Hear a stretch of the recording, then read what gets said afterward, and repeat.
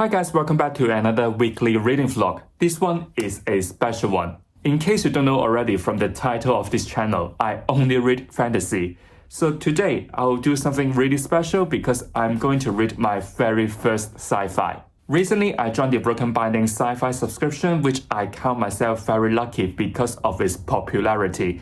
It seems that quite a lot of people want to join it, but they sold out really quickly and they have to be put on the wait list. For me, I see it as a way to push myself to read another genre that always associate with fantasy. In my hand, it is the very first book of their subscription, which is The Martian by Weir. I know you can't tell from the cover because I used this protective jacket. It is indeed The Martian. I think this book was released in 2014, so it is nearly 10 years ago. I do really like the new design of this book because look at the design of this cover and also this spray edge. I really like the orangey tone on it and this little astronaut.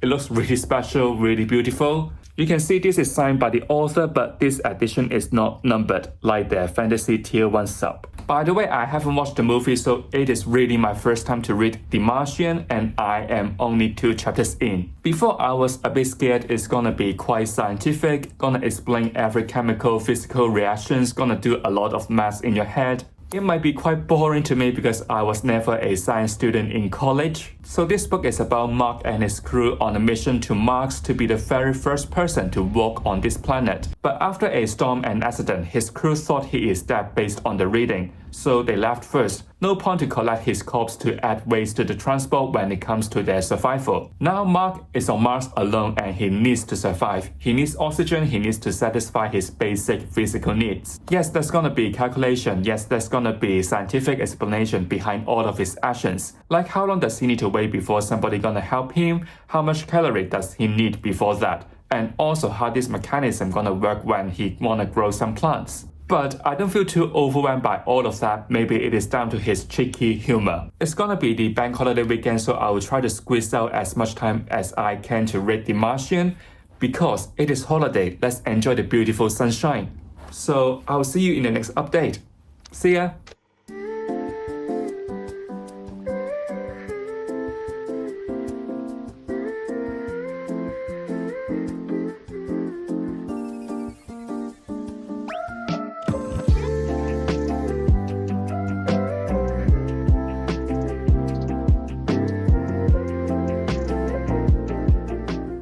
So it is actually after the bank holiday weekend, so there were not too much updates about my reading progress. Over the weekend on Saturday, it was the final for the FA Cup and it is a Manchester derby. So you have to watch it even you are not a biggest fan of football. I didn't really do too much on Sunday because I want to take it easy to take my time.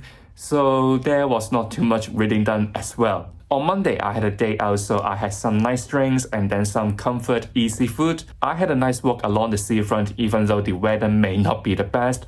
There was some breeze, so you don't feel too warm, but the weather is not too cold, so it is actually quite nice. We are here for reading, we are here for sci-fi, so coming back to The Martian, I am actually halfway through it, so good news. Now Mark found a way to communicate, to contact with the NASA on Earth.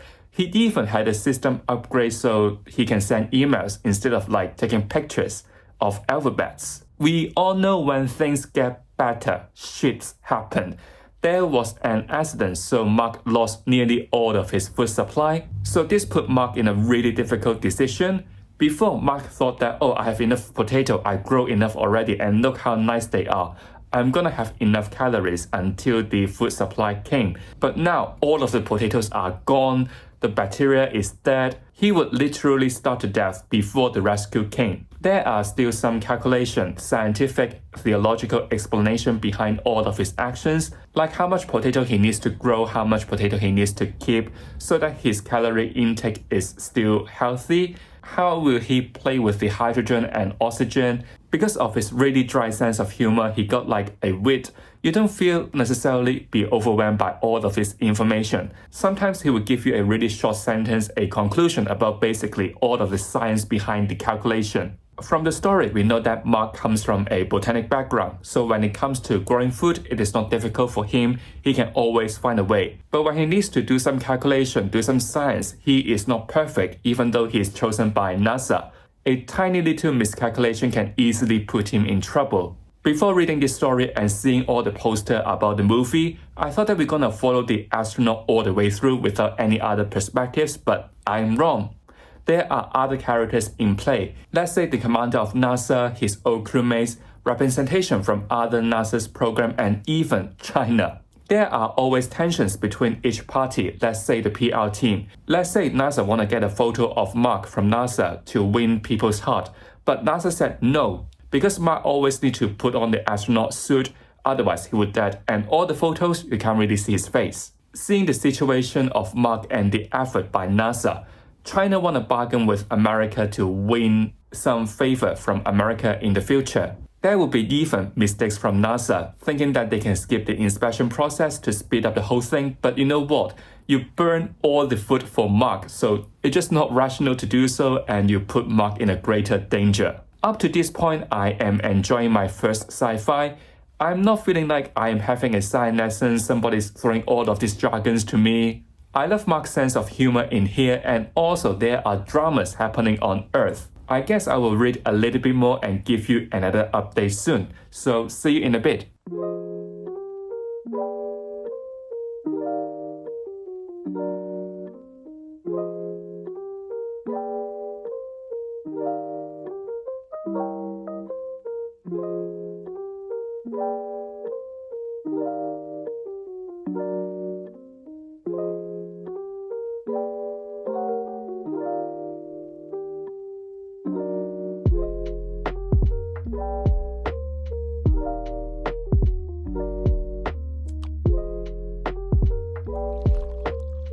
So here comes to a really quick update, but I lost count how much I have read since the last one. I am currently right before Mark's gonna face his biggest shit ever on Mars, so I guess it will be the last update before the final wrap up. Now we got a plan. Mark is on his way to another station to wait for the rescue because he lost all of his food supply. Everything is set up and it is ready, let's say water, oxygen, food, energy, entertainment, and his bedroom. With the help of China, NASA can send the supply to the old crewmates. With the accident before, Mark lost all of his contact to anyone on Earth. With NASA, with his old crewmates all gone now. So Mark didn't know there is a storm waiting for him. NASA of course can observe it, but they can't do anything. They don't have any contact with him. What they can do is like wait and see how Mark gonna survive it, or maybe looking at the Morse code left by Mark by putting the stone together. The news outlet of course received the news from NASA as well because all the information is public. So now I guess in the story everyone on Earth is like waiting, cheering for Mark to survive this massive threat in his life. I feel like it is like a final confrontation if you put it in a fantasy book. My guess is Mark can survive this unless the author wanna break our heart. I mean, he's a really funny guy, you don't wanna see him die, right? Before going back to reading, I have something really special to show you. I received this one today. By the way, it is not an ad. No way I'm gonna be sponsored by them. It is a wine subscription from a company in the UK called Liquid. I ordered 8 bottles of mixing red and white. So here are the white.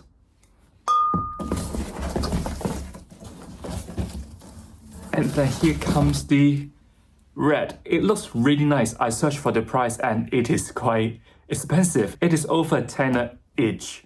So with a subscription, it is of course cheaper. On average, I would say it is $7.50 each bottle. So I can't wait to try them. It looks really nice. The reason I ordered 8 bottles is that I can enjoy them over the weekend. I can open one on Saturday and then another one on Sunday. So gonna be nice. So now after talking about the wine, something completely unrelated to sci-fi, let's get back to reading.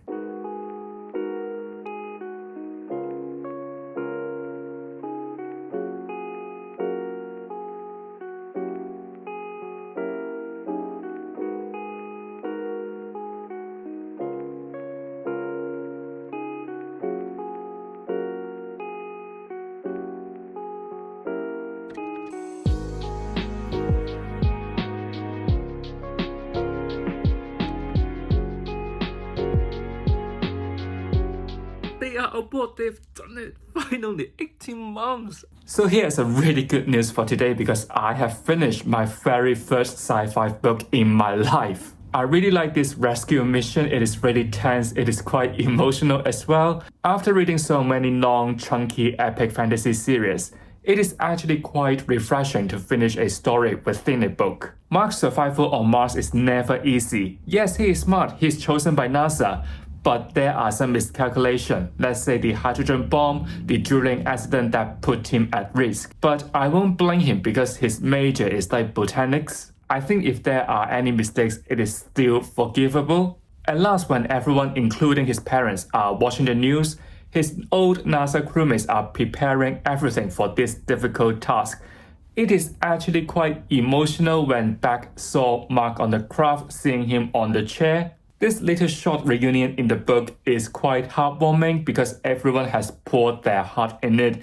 But of course, there are some sense of Mark's humor in it as well. One thing I didn't expect to like is the tension on Earth because this mission is putting so much stress on everybody, so not everyone on Earth can agree on a single thing.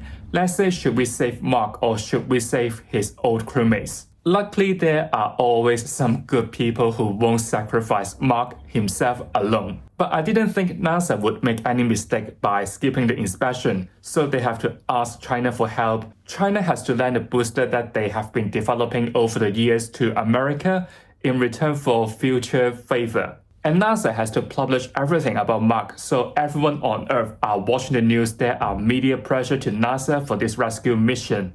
Overall, I do love this story, but it is my first time to read any sci-fi, so I am not too sure how to rate it. I am aware I am reading sci-fi and it seems a bit weird and illogical to say, but there are quite a lot of science and maths behind every Mark's decision. I'm not too sure, is it just this book or every sci-fi book is like this? Sometimes it will explain the design of the device he has just invented, how much food, oxygen, calories he needs, how long would these resources last, how to keep warm, etc, etc. I am going to be honest here, sometimes I did drift away when he is talking about these things. The only genre that I have been reading in my life is fantasy, so at first in my mind I would be thinking like, let's treat these scientific jargons as the magic system in a fantasy world, the landscape of Mars as the world building in it. It does make me easier in a sense to finish this book, and of course I do like this one. There are still 2 books left in this round of TBB Sci-Fi Sub. They are Hail Mary Project in June and Artemis in August.